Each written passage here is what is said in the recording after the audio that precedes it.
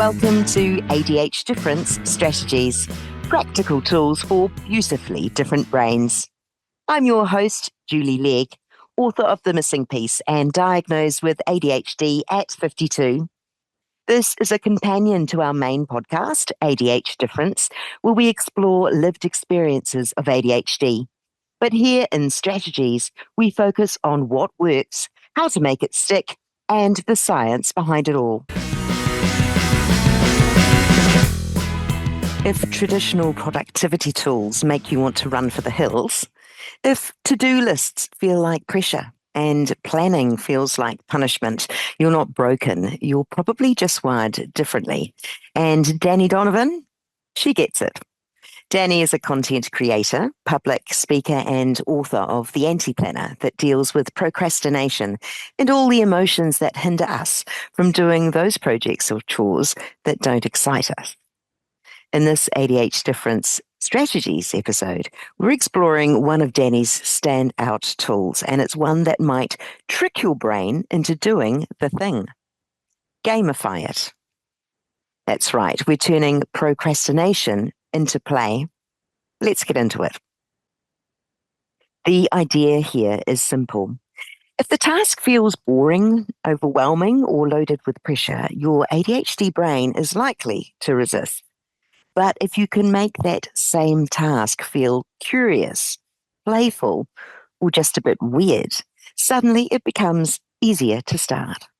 So instead of asking yourself, why can't I just do it? Perhaps ask yourself, how can I make this feel like less of a chore? Here's a snippet from our chat with Dani.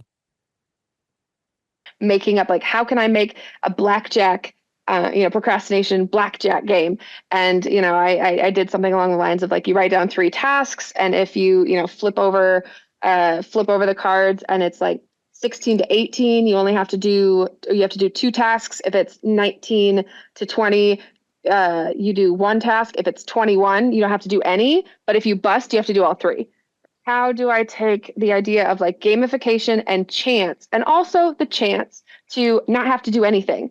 Like, building in an opportunity for permission from the universe to procrastinate, I think is one of the things that keeps me and keeps other people coming back. Because when you finally hit it, it's exciting. And then B, sometimes you go, oh, well, I actually did want to get stuff done. And then you do stuff anyway, even though you didn't have to. It could be as fun as rolling a dice to choose the next task, or timing yourself to see how many chores you can achieve in 10 minutes. You're turning it into a game because games feel much better than guilt. Her approach is playful, it's flexible, and most importantly, it helps you start. Let's talk about the emotional side of procrastination, because for people with ADHD, it's really about being lazy. It's often about emotional overload. You know what you need to do, but your body says, no, you freeze. And then comes the shame spiral, and suddenly everything feels impossible. Gamifying the task disrupts that spiral. Instead of punishing yourself into action, you're giving yourself permission to experiment. You're shifting the context of the task, not forcing the outcome. When to use this strategy? Gamifying tasks can be helpful anytime the usual systems just don't cut it. When you're overwhelmed and don't know where to start, how about scrambling your task list and pick one at random? Or let the dice decide. When you're frozen by perfectionism, set a timer for 5 minutes and call it a practice round. Done is better than perfect. When your brain says, I don't want to, make it a challenge. How many things can you clear in 10 minutes? When nothing feels urgent, throw in some novelty. Put on a fun playlist. Use a silly accent. Race a friend. Whatever gets things moving. How to practice it daily. You don't need an app or a gamified planner necessarily. Just a few creative tweaks can help make a big difference. The dice roll. Assign a task to each number, 1 to 6, Roll the dice and see what comes up first. The mood match. Match your current energy with the task that fits. Low energy, perhaps file paperwork. High energy, clean the kitchen. Or your brain sharp, perhaps time to do some writing. Spin the wheel. Use a spinner or a paper plate or a task jar to let fate choose your next action. The 5-minute dare. Tell yourself, just 5 minutes, and most of the time you'll just keep going. Then there is the reward roulette wheel. Pick a tiny treat, a snack, a stretch perhaps, and pair it with completing the task. Yes, even grown-ups can benefit from reward energy. Now, if you're thinking, okay, but this is just a gimmick, right? Actually, no, there is science behind it. First up, dopamine. People with ADHD have brains that are wired for interest, not just importance. ADHD is linked to differences in the brain's dopamine system, particularly around motivation and reward.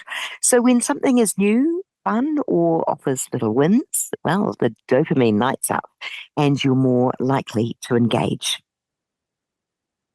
Then there's something called pattern interruption. When you change how you approach a task, say by turning it into a silly game or setting a 5-minute timer, you're breaking that automatic loop of, nah, I can't. And research into gamified mental health tools show that this kind of novelty can increase engagement, especially for people with low motivation. Another layer, emotional focused coping. So instead of ignoring your emotional state, you're actually working with it. So if you're feeling flat, you match your task to that energy. Maybe something physical, something soothing, or something mindless. Although it's not about pushing through, it's about choosing wisely. And finally, let's look at body cues. Timers, visuals, and even silly sounds. These engage the sensory parts of your brain and help bypass that executive dysfunction roadblock. It's like giving your brain something it can hold on to. The bottom line is play isn't just cute, it's neurologically smart. Dani's strategy reminds us that the goal isn't to be perfect. It's to get unstuck. You don't need more discipline. You need more permission, more weirdness, more play, perhaps more softness. Because sometimes the most productive thing you can do for your ADHD brain is to let it feel safe enough and curious enough to begin.